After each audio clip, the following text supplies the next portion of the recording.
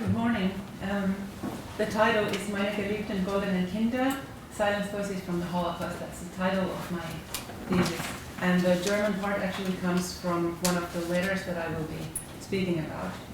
So like Professor Koltner said, I'm studying at the creative writing program here at Bar-Ilan in the creative nonfiction track. And the project that I will be talking about, which is also, like I said, my master's thesis, it truly is a bit of a riddle. So let me tell you how everything started. About 3.5 years ago, when I was living in Berlin, Germany, a friend of mine from Israel wrote me an email asking for a favor. His grandfather had just passed away at a very high age, and among the grandfather's things, they had found a pile of old letters.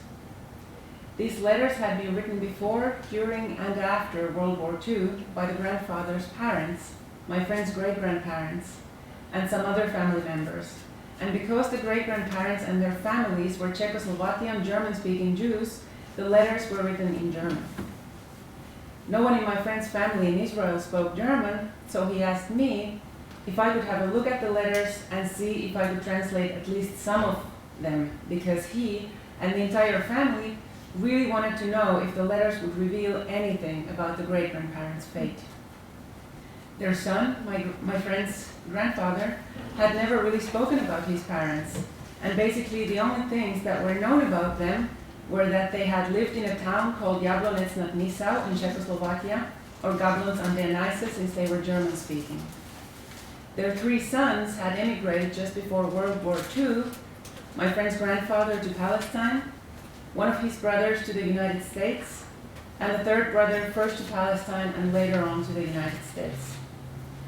The great-grandparents had planned to follow their sons out of Europe, but as the war started and immigration became harder, they didn't make it out and eventually perished in the ghetto of Lodz in Poland. I was touched that the family wanted to share these letters and a very private part of family history with me. But I thought that reading 70 years old handwriting and translating 70 years old German, here an example, when I'm not even a native speaker of German myself, might be very challenging and time-consuming, maybe even impossible, and I doubted that I could be of much help.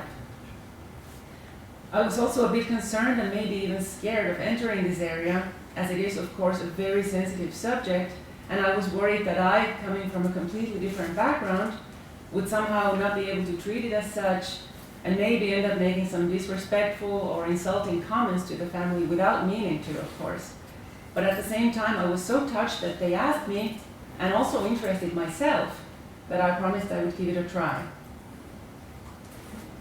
The stories and the people behind the letters soon captivated me, and it didn't take me long to realize that this was not a regular translating job. Already through the first letter that I translated, I felt like I started to get to know the great-grandparents on a personal level, and before long, whenever I spoke about them, I spoke on a first-name basis, Gustav and Stephanie. I also realized early on, and this was both interesting and discouraging, that each letter that I translated actually brought more questions than answers. Names were mentioned. Names of people that not only I didn't recognize, but that were also unfamiliar to the family in Israel.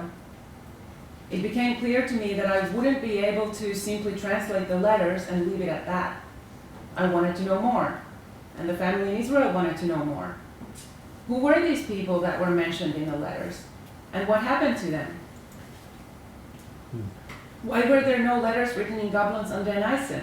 After all, that was where Gustav and Stephanie had lived, and where they had a house and a shop. And why, on the other hand, there were letters written in the nearby town of Turnau, in the Czechoslovakian capital Prague, and some even in Belgrade, Serbia. What on earth were they doing there? World War II was already on. It wasn't exactly the time for leisure traveling. What had made them go there? And if they went there to be safe, what made them return to Prague? What had happened that they had stayed behind in Europe? Why didn't they leave with their sons when it was still possible? How was their life in occupied Czechoslovakia? They never complained about anything in the letters, but there must have been difficulties everywhere in their daily life. There were also some letters written by other people, in the United States, in Belgrade, on a kibbutz in what was then the British Mandate for Palestine. Who were all these people, and how did they know Gustav and Stephanie? Then weeks and months passed, and work and life took most of my time. I translated a letter whenever I could, but when the time came this spring to start thinking about the topic for my master thesis here at Bar-Ilan, I remembered the letters. This was my chance to finally concentrate on the letters, give this project the time and attention it deserved, and hopefully finally find some answers to all those questions. I asked my Israeli family if they had anything against the idea, but they were behind it 100%, and there I was all of a sudden, with this big riddle in my hands, trying to build a puzzle whose pieces had been scrambled for 70 years. The big problem with such an old riddle was that not many people were still alive who would remember something and would be able to tell me actual facts. My friend's grandfather and one of his two brothers had passed away, leaving just one of the three brothers who unfortunately didn't remember things anymore. The wife of the brother who had immigrated to the USA was and is still alive, and she was a big help for me when I had a conversation with her over the phone. She confirmed some of my assumptions about who was who, but when I asked her what Gustav and Stephanie, her late husband's parents, whom she had never met, might have been doing in Belgrade, she got confused and didn't really even believe it was possible. But I had letters dated in Belgrade, written by Gustav and Stephanie, and there was another letter written by someone who was apparently a family friend living in Belgrade, who wrote that Gustav had come by to ask for news about his sons. So clearly they had been there. I was stuck again, and I realized that some of the questions might actually remain unanswered. I then set out to search for sources that would help me on this quest. I familiarized myself with the local history of the area where Gustav and Stephanie lived, which already answered some of the questions. They must have moved out of their hometown, Gablons, to the nearby town of Turnau when Germany took over the Sudetenland area, the German-speaking border region of Czechoslovakia. Many Jewish families did so. And from Turnau, they eventually moved to Prague. I would still like to have this confirmed by someone, but based on some of the letters, I believe they moved into the empty apartment of distant relatives who had already left the country. I read Holocaust literature, also some works of fiction, but especially any relevant diaries and eyewitness accounts from the right time and place that I could possibly find. I searched various online databases and found things that the family had not been aware about. The relatives in the USA had sent what would today be large amounts of money to Gustav and Stephanie in Prague to help them get out of the country. In the same database entry, however, it was shown that the money was never withdrawn and had eventually been returned to the sender. So again, a new fact that no one had known about, but one that again brought more questions. Why didn't Gustav and Stephanie withdraw the money? Did they not even know that it was there? Or did they know, but they were not able or allowed to access it? To archives that were not available online, I sent queries. With the help of the Czech National Archives, I managed to find names and birth dates of both Gustav and Stephanie's siblings and parents, and even though I haven't so far been able to find out anything about what happened to Gustav's siblings, I did find out that 3 of Stephanie's 7 sisters emigrated to the United States and 1 perished in Auschwitz. Many times with these various archives and institutions, unfortunately, I was disappointed when people I had already established contact with suddenly stopped answering my emails, no matter how many times I wrote them. But there were also moments of discovery that I and the family in Israel had not expected at all. When I started this project, they told me that anything I can find, anything at all, no matter how small, will be important to them because it will still be something that they didn't know before. And so, one such moment of discovery was when I found out that Stephanie was actually buried in the ghetto field of the Jewish cemetery in Lodz, and the exact place of her grave was known. Right after that, of course, came the sad realization that my friend's grandfather and his brother, two of Stephanie's 3 sons, had died in the recent years without knowing that their mother had an actual grave. And I had very mixed feelings when I told the family in Israel about this discovery. Some answers came almost by accident, and some of them answered questions I hadn't really even dared to think about, thinking they were much too trivial and I would never find out anyway. I read the diary of Peter Gintz, a 14-year-old boy from Prague who was deported to Theresienstadt and from there to Auschwitz, where he perished. From his diary, I actually found out that on the very day that Gustav and Stephanie's transport left Prague, on October 31st, 1941, it snowed for the first time that year, and the snow stayed on the ground. From this book, I also found out that in the weeks before those first transports from Prague, Peter and his classmates had to go to school and fill sacks with sawdust, and the sacks were then taken to the Prague Trade Fair Center, where the people who had been called up for transports had to wait for several days. Gustav and Stephanie might have slept on some of those sacks of sawdust. I found details like this, no matter how small, very interesting and important, especially when I know they are actual facts that happened to somebody and not just something that might have been. My background is in medical sciences and clinical research, where you can't make mistakes or assumptions. Every theory has to be based on facts and statistics, and there's not much room for creativity. Of course, I can't rewrite history and invent new facts in this project either, but I can use my imagination to fill in some of the blanks.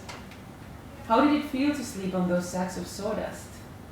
On that early Friday morning of October 1941, when Gustav and Stephanie made their way from the Prague Trade Fair Center to the nearby Bubny railway station, together with the other 998 people who were being deported, was the ground frozen, or was the first snow of that fall slushy under their shoes? There isn't really a way of knowing that, and I don't want to go guessing, but this will be the creative writing part of my project, to paint in these details to complete the big picture as much as possible. As my thesis is a project of creative nonfiction, for the creative part of it, I actually traveled to all the relevant places, Gablonz, Turnau, Prague, Belgrade, and Lodz within the past month, to be able to see the places and imagine as vividly and truthfully as possible how everything might have been all those decades ago. Some of those places I had already visited before, and some of them I will be traveling to again in the near future. I got an extra shot of motivation, which I wouldn't really have needed, when on the day when I was supposed to fly to Prague in the evening, I got a message in the morning that my friend's grandfather's brother, the last one of Gustav and Stephanie's 3 sons, had just passed away in New York. My friend wrote to me, "Your work has just become more important and more difficult." I looked at old photographs, trying to get an idea of how the town will have looked back then, and saw, for example, a bakery in Turnau that is almost 100 years old and was there when Gustav and Stephanie were there. Many buildings in their hometown of Gablonz had the year in which they were built sculpted above the doorway, and I stood in front of many of the buildings that were built in the 1920s and early 1930s, wondering how they must have looked when they were brand new. I went to the North Bohemian Museum in Liberec, where they just happened to have an exhibition concerning the Kristallnacht in that area. And there, between poster-sized black and white photographs of synagogues in flames, I found a small glass cabinet containing some authentic documents from Gustav and Stephanie's hometown. I glanced over the typewritten documents, most of them in Czech, which I don't speak, but language was irrelevant when I noticed a familiar name at the bottom of one of the pages, Gustav's name. I asked someone to translate it for me, and it was a list of people who had left town, and there wasn't any information on that piece of paper that I didn't already know about, but it felt, if not promising, at least reassuring. It was an actual document written in 1939 on a sheet that years had already turned yellow, but his name was on it.